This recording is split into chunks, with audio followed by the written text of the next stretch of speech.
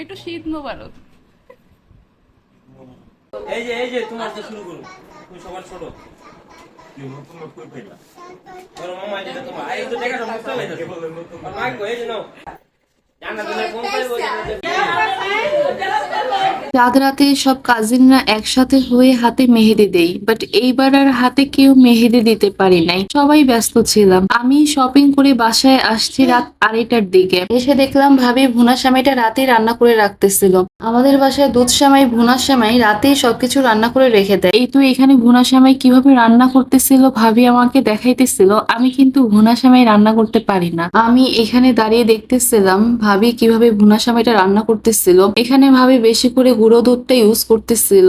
আপনারা চাইলে লিকুইড দুধটাও ইউজ করতে পারবেন, পানি না দিয়ে লিকুইড দুধটাও ইউজ করতে পারবেন। ঘন করে জাল দিয়ে দুধটা তারপরে এই সেমাইয়ের মধ্যে দিয়ে দিলেই হবে। এই তো গুঁড়ো দুধ দিয়ে ভালোভাবে মিক্সড করে দিল ভাবি, তারপর ঢেকে রাখলো কিছুক্ষণের জন্য। দেখলো সেমাইটা নরম হয়ে আসছে নাকি। আর আমাদের বাসায় ভুনা সেমাইটা নারিকেল দিয়ে রান্না করা হয়। নারিকেল না দিলে ভুনা সেমাইটা আমাদের বাসায় কেউই খেতে চায় না। এখানে ভাবি আরেকটা কড়াইয়ের মধ্যে ঘি দিয়ে দিল, আর তারপর কুচি করে কাটা বাদাম দিয়ে দিতেছিল। বাদামটা হালকা বাদামি হয়ে আসলে তখন নারিকেল দিয়ে দিবে। নারিকেল কুচিটাও হালকা ভাজা দিবে, বেশি ভাজা দিবে না। এই গরমে নারিকেলটা যদি হালকা না ভেজে দেয় তাহলে দেখা যাবে সেমাইটা নষ্ট হয়ে যাওয়ার সম্ভাবনা বেশি থাকবে, তাই হালকা ভেজে দিতেছিল। আরেক চুলায় ভাবি এখানে দুধ জাল দিতেছিল।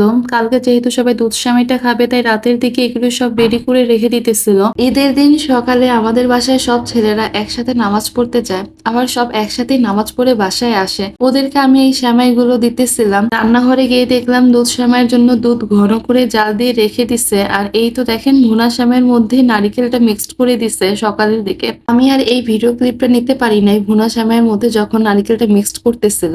আর এইদিকে সায়রা ঘুম থেকে উঠে আমাকে সালাম দিতেছিল। মাশাআল্লাহ, বাচ্চাটা বড় হয়ে যাচ্ছে। পেটুসও ঈদের নামাজ পড়ে বাসায় চলে আসছে। সবার শেষেই গেছিল পেটুসও নামাজ পড়তে, আবার সবার শেষেই আসছে।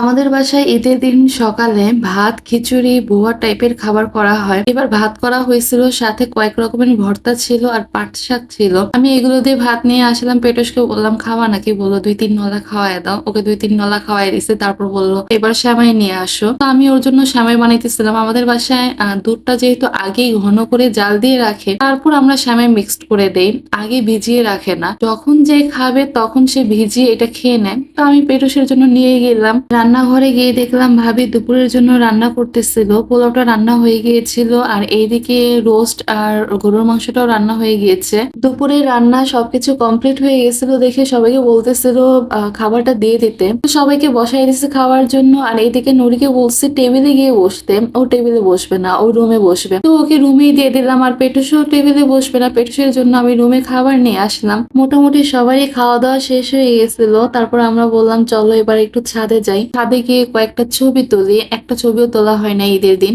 আমরা সবাই একসাথে ছাদে গেলাম, আর সাথে সায়রাকেও নিয়ে গেলাম। এদিকে পেটুস দেখেন হুসামের সাথে কিভাবে খেলতেছিল। বাসায় থাকলে ঠিক এইভাবে বাপ ছেলে খেলতে থাকে, আর আমার দেখতে তখন অনেক ভালো লাগে। ছাদে যাওয়ার পর পেটুস যখন হুসামের সাথে খেলতেছিল তখন তাড়াতাড়ি করে আমি এই ভিডিও ক্লিপটা নেই। পেটুস জানেই না যে আমি ওর ভিডিও নিতেছিলাম। মাশাআল্লাহ, বাবা ছেলের এই খেলার ভিডিওটা আমি যত দেখি ততই ভালো লাগে। তারপর আমরা উপরের ছাদে চলে আসি, আর উপরের ছাদে এসে হুসাম আর সায়রা তানসিনের সাথে খেলতেছিল। বাচ্চা দুইটা ছাদে এসে কি যে খুশি ছিল, মনে হইতেছিল ওরা খোলা ময়দান পেয়ে গেছে খেলার জন্য। তানসিন এখানে ওদের দুইজনকে সালামি দিতেছিল আর বলতেছিল আগে আপ্পি দাও তারপর সালামি দিব। আর এই বাচ্চা দুইটাও আগে আপ্পি দিতেছিল তারপর সালামি নিতেছিল। ওরাও বুঝে গিয়েছে কিভাবে সালামি নিতে হবে।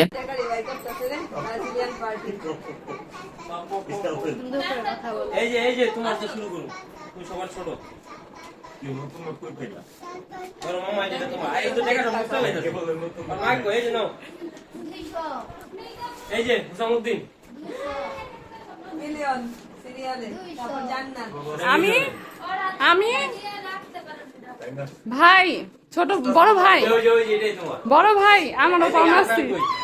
আদু ভাই পড়ে যা বাবা, এই তোমার সামনে আসো। কে বলছে পড়ে যাবা তো বাবা। বলছিস কে দিয়েছে? দেখা জানা দিলে কোন পাইবো যে বুঝি লোকে জান্নাতে 100 ভাই। জানা তো ছোট থেকে কাটারে 18 প্লাস হয়ে যায়।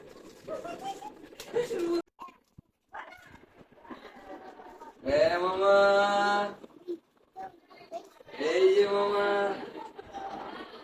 ধরো ধরো এইদিকে ধরো ধরো ধরো ধরো চিন্তা করছো আদনানও বকশিসটাও শুরু করে দিচ্ছে দেখো যাই করবো আপনি দাও এর মধ্যে ঢুকায় প্যাকেট থেকে বের করতে দিব না সাইডে আমার হাতে দেয় না আমরা সবাই চলে গিয়েছিলাম বড় মামির বাসায় সালামি নেওয়ার জন্য। সন্ধ্যার পর থেকে শুরু হয়েছে সবার সালামি দেওয়া আর নেওয়ার পর্ব। এবারের ঈদে ছোটরাও সালামি দিয়েছে তাদের ছোটদেরকে। বলতেছিলাম তোদের দেওয়া লাগবে না, জান্নাত, মাইমুনা, রায়ান ওরাও সালামি দিতেছিল হুসাম আর সায়রাকে। এই ঈদে সালামি দিতেও যতটা ভালো লাগে সালামি নিতেও ততটাই ভালো লাগে। আমিও চলে গিয়েছিলাম সালামি দেওয়ার জন্য। উপরে চলে গেলাম, সবাইকে এক এক করে সালামি দিতেছিলাম কে কে পাবে আমার কাছ থেকে, আর আমি কার কাছ থেকে পাবো সেগুলো আবার নিতেছিলাম। আমিও তো ছোটই, এক ছেলের মা হয়েছে তো কি হয়েছে, মামা, চাচা, খালা, ফুপুদের কাছে তো আমি ছোটই, তাই না? ছোট আন্টি সবাইকে সালামি দিতেছিল আর আমরা সবাই দাঁড়িয়ে তার কাছ থেকে সালামি নিতেছিলাম। এই সালামিটা নিতে যে কত ভালো লাগে এটা আসলে ঈদের দিন সালামি পাওয়ার পরে বোঝা যায়।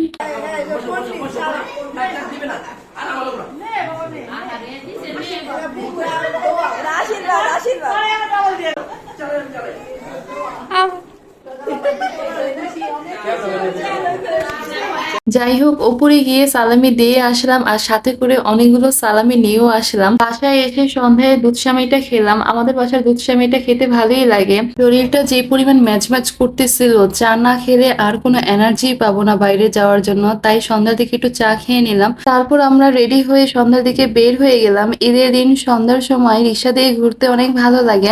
আমরা চাচা শ্বশুরের বাসায় যাব দেখে পেটুস এই মিঠাইয়ের সামনে রিক্সা থামাইছিল দই নেওয়ার জন্য। তো পেটুস আর হুসাম গেছিল ওইখান থেকে দই নেওয়ার জন্য, আর আমি রিক্সার মধ্যে বসেছিলাম। রিক্সা থেকে বসে ভিডিও ক্লিপগুলো নিতেছিলাম। ঈদে কোথাও যাওয়া হোক বা না হোক, আমার এই চাচা শ্বশুরের বাসায় ঈদের দিন মাস্ট বি যাওয়া হয়। ঈদের দিন সন্ধ্যায় প্রোগ্রামই থাকে আমার চাচা শ্বশুরের বাসায় যাব, তারপর ঈদের পরের দিন আমরা অন্য কোথাও ঘুরতে যাব।